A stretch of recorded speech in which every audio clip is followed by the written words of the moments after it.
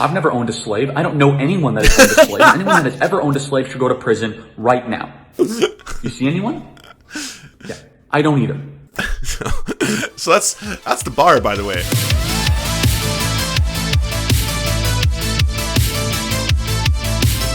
I'm sure you know Charlie Kirk.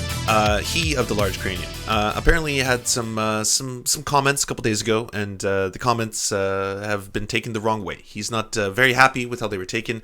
He's been called a racist, of course, and once you get called the R word, you know that's just the end of your career. It definitely destroys conservatives' careers for the rest of their lives. So he came out today to issue an apology of sorts. So this is Charlie Kirk's apology, which I'm pretty sure will be a thing to behold. A video yesterday that went quite viral around data, statistics, and facts when it came to the issue of people posting black squares about an issue that you know nothing about. It is the Black Lives Matter movement is around defunding the police, demilitarizing the police, and making black communities more dangerous, not safer. So a lot of people messaged me and they said, Charlie, I really hope you'll apologize. I really hope that this TikTok video is scuffed as fuck. That's all I'm going to say. I mean, come on, it needs some background sounds. Or it's like, I'm bored in the house and I'm in the house bored, you know? Or one of the other ones. Like, it just doesn't make any sense, you know? You will reconsider what you have said. Well, this is me not apologizing. In fact, doubling down. That is a good rule for everyone watching. Do not apologize to the mob. You can ignore the mob, like I do every single day, but do not apologize to them. Ever. Especially those of you that love our country, that love facts, love data, and love everything that we know to be true in our civilization. Oh shit. So as I said yesterday, a black person is far more likely to be killed by another black person than by a police officer. So here's some numbers to support that. Actually, according to the Center of Disease Control, blacks do die more than white people and Hispanic people in America, about 8 times more. But it's by other black people. It's black on black crime. There are more black homicides in America, actually, than if you combine all white and all Hispanic homicides together. Tragically, a vast majority, almost all of them, are black on black crime. Michigan State University and University of Maryland College Park, let's just say, not exactly right-wing ideologue institutions. So let's start with that, eh? The Center for Disease Control, talking about how black people die at 8 times the rate. Now, he seems to imply there that the reason for that is that they're just shooting each other indiscriminately, and that's the main cause of death. I didn't know that. The main cause of death of black people in America is homicide. I mean, that's news to me. It could have something to do with the fact that they disproportionately have a lot of health effects. That happens to be a part of systemic poverty. But anyways, if you want to take the stat on its raw face, yes, black people kill black people more often than white people kill black people. White people kill white people more often than black people kill black people. That's just the way it goes. Most of the crimes in America happen to fall along racial lines. So there's that. We can also add into the fact. Well, wait, I don't want to say something before he says it. I have to push back against the things he actually says. They created a database of 917 officer-involved fatal shootings in 2015 from more than 650 police departments. Do you know what the stats show? 55% of those police shootings were white people, 27% were black, and 19% were Hispanic. Black people make up 25%. That's right, they make up 25% of all the fatal police encounters, even though they commit 10 times the amount of gun violence. Oh, he's getting real. Okay, so they also make up 13% of the population. So by proxy and by ratio of the amount of population to the amount of people that actually are being shot by the police, they are 2.7 times more likely to be shot by the cops than white people. So, you know, you can put the mask on for 2 seconds, but look how indignant he is. I love it. Of whites and Hispanics combined.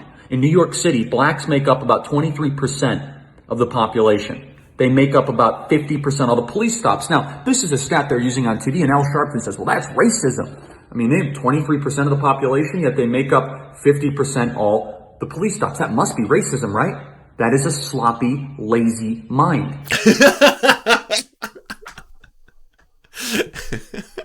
If you point out systemic racism, that's you being sloppy and lazy. Hey, don't think about it. I don't want to hear about cause and effect, all right? There's no causality involved here. And hey, come on. If the police are stopping black people more often, the only reason is because they're committing more crimes. That's the only reason they're being stopped, right? It's the only thing that makes sense to me anyway.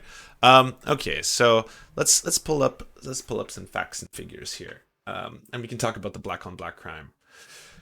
So while this article is from The Root, and I know I'm probably going to get called out for using a black publication to talk about these kind of stats and statistics, but most of the statistics I think are going to come from, say, the Bureau of Justice. Yes, that makes sense. So how about this?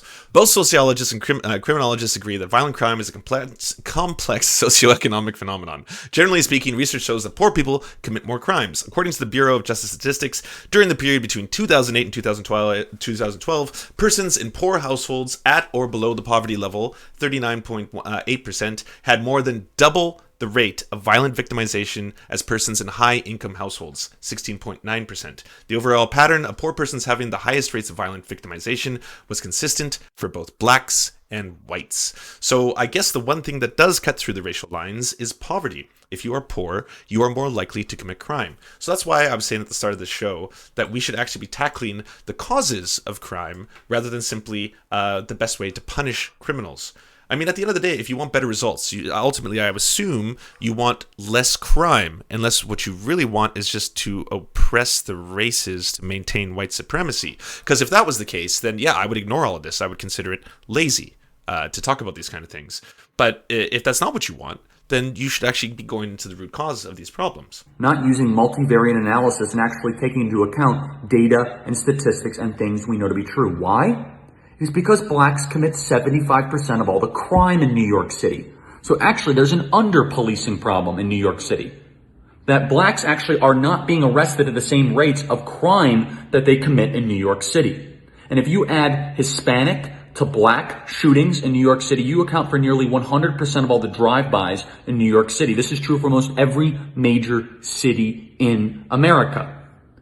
Now, whites in New York City are about 34% of New York City's population, but they commit less than 2% of all the shootings. Now, this last weekend, if Black Lives really did matter to Black Lives Matter, why is it that Black Lives Matter is so quiet about the 80 people in Chicago that were shot in drive-by shootings, the majority of which were black people? 21 died. 21 people died.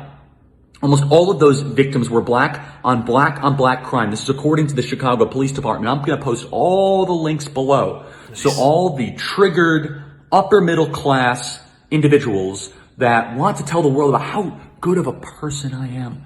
I'm a good person because I posted a black square and I'm going to end racism today. Here's my whole status on this. Racism is evil. What happened to George Floyd was evil. And we don't know he did what he did because of racism. That is not yet proven, but it is evil what happened there. It is also evil to burn down our entire civilization. People say, well, Charlie, you're a white man. You don't understand all of the historical injustice that your people have done to us. Excuse me? I'm an individual. I've never owned a slave. I don't know anyone that has owned a slave. Anyone that has ever owned a slave should go to prison right now. You see anyone? Yeah, I don't either. So that's the bar, by the way. Hey, if you're out there and you've owned a slave, then yeah, you're one of the baddies. You should probably go to jail. You've done a bad thing. Stop owning slaves. I mean, yeah, it's pretty simple, people. Get it together. What the fuck is wrong with you slave owners? All right? I, for one, have never owned a slave, so racism solved. Problem done. Here's the neat thing. If you want to point out the stats, like Charlie Kirk likes to do, so you want to talk about why one group causes more crime than the other group, that's why I like to get to the root of these things. It's one of the reasons I was speaking to Nuance Bro and I said, hey, do you think that there is something intrinsic to the races that commits these crimes? Like, for example, do you think that black people are more predisposed towards crime than white people? Do you think black people get arrested more often because that they just by the innate nature of how they are? It's genetic, right? They were just born with this ability to commit crimes. That's how it goes down. And or are the stats you pull up, like the stats of this, or people who like to pull up IQ and stuff like that, are they reflective of socioeconomic demographics? Is that probably a little bit closer to what they're illustrating? I mean, this is me being incredibly charitable, by the way. I'm skirting over the fact that the police definitely definitely statistically stop and or arrest black people at a much higher rate than they do white people. So yes, that skews the stats. But even if that wasn't the case, even if it was that, you know, the police were 100% impartial, let's say they were just like, they were emotionless robots that were incapable of seeing race. They were only capable of watching and demonstrating and catching crime. And even then, if they were capable of catching more black people committing crimes, does that indicate to you, Charlie Kirk, and or anyone who thinks this way, that that means that they are inherently committing more crimes as by virtue of just being black? Like, just because they were born black, it's in their genes, they have no control over it, they're going to get out there and they're going to commit crime. Because that's in essence what you're saying. That's what these quote-unquote like statistics are trying to back up. Like, that's the only thing you're attempting to prove. I know you don't want to say that because it sounds really icky, because it's kind of like, ew, gross, yeah, eugenics. But that is what you're attempting to prove. If you've been racist to somebody, individually atone to them. If you haven't been racist to somebody and you're a white person being called a racist, then maybe the person calling you that is a racist. Oh. This kind of idea of blood collective guilt because of the color of your skin, the melanin in your skin, is wrong and it is dangerous. If you study 20th century history, it was a bloodbath based on villainizing and indicting entire groups based on immutable characteristics. This is meant to divide us and to destroy our country from within. I guess that's what separates him from the Groypers, right? That's where he's like, he's less Groypery than, say, Nick Fuentes. Like, Nick Fuentes will probably ignore all of that, right? He's going to be like, the Holocaust never happened, slavery wasn't real, blah blah blah. It's all been exaggerated. So that's you know, that's where you get the Groypers, and then one step above on the ladder would be your Charlie Kirks. But the Charlie Kirks are still race realists, right? They're still pretty deeply invested in the ancient skull shapery, the measure, the phrenology. You know, we're getting to that. Know your facts. Know your statistics. People say, well, I can't trust these facts. You don't trust the Department of Justice that was mostly filled with Obama-era appointees? You can have your own opinion. You can't have your own facts. Damn. Facts matter. Yeah. Statistics matter. These pathological emotive arguments will do nothing but destroy the greatest country in the history of the world. Well, there you have it, sir. And that's why white privilege is a lie, racism is a myth, and yeah. Hey friend, thanks for watching. Before we bombard you with all of our shameless links, we want you to bombard us. Do you have a worker co-op business or local union you'd like us to advertise at the end of our episode for free? So, if you'd like ears on your worker co-op, go down to weareserfs.com. And while you're there, join the Discord because it's filled with righteous guys, gals, and MPals. Finally, come check us out on Twitch Live 5 days a week by going to twitch.tv/thesurftv. Yeah. To our lords, Ricky Pilgrim, I'm Raft, Tomospone, Nine Tails Cosmic Fox, Hans Josephine, and Corpse Harvester, we bow meekly for your pleasure. To our Knights of the Round Table, Josh Mickelson, Dylan Byte, Zach Christensen, Todd Buckingham, Todd Lajeunesse, Clement Chetskov, Cooper Pilot, aka the Man with Large Balls, Political Puppy, Nick Davis, Ali May, and Alan R., we salute you. And to our many merchants and farmers, you have our undying loyalty.